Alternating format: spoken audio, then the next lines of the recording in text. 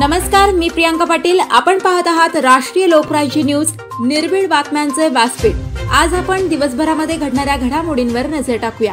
महायुती पक्षाचे अधिकृत उमेदवार विठ्ठलराव लंघे पाटील यांच्या नेवासा विधानसभा मतदारसंघात मतदारांनी दिलेल्या काही खास प्रतिक्रिया।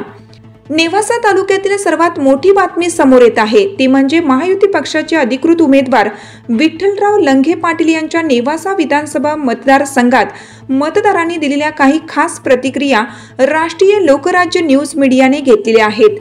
त्या आपण पुढील प्रमाणे पाहणार आहोत। या निवडणुकीमध्ये तुम्हाला कोणाची हवा वाटते?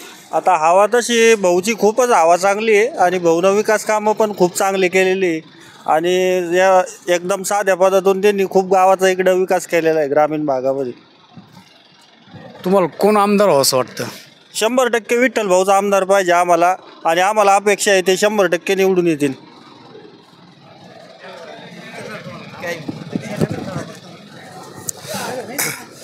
मी अच्युत लंघे।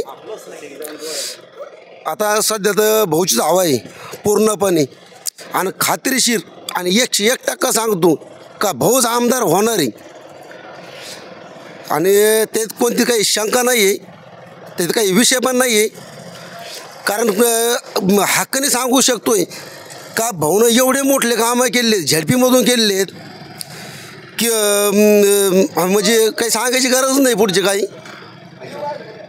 तर विषय असा आहे का आमचे काम एवढे पॉवरफुल आहे, आमच्याकडे पैसा नाही पण आमच्याकडे जनता भरपूर आहे एवढे आम्ही सांगू इच्छितो आणि भाऊ आमदार होणार आहे आणि 101% होणार आहे।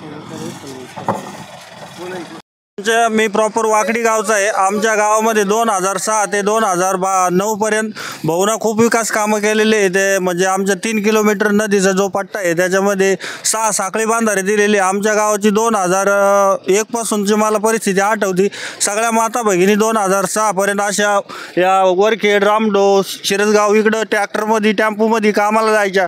पण जेव्हापासून भाऊनं बांधारे दिले आमच्या गावाचं दुष्काळमुक्त झालं आणि आज खूप सुजलम सुफलम झालेलं आहे। भाऊला आम्ही भरभरून मतदान करणार आहे, भाऊ फिक्स आमदार होणार आहे। नेवासा प्रतिनिधी किशोर दरंदले सह रोहित गवळी। ताज्या बातम्यांसाठी आणि अपडेट्ससाठी राष्ट्रीय लोकराज्य न्यूज चॅनलला सबस्क्राईब करा, तसेच लाईक आणि शेअर करा।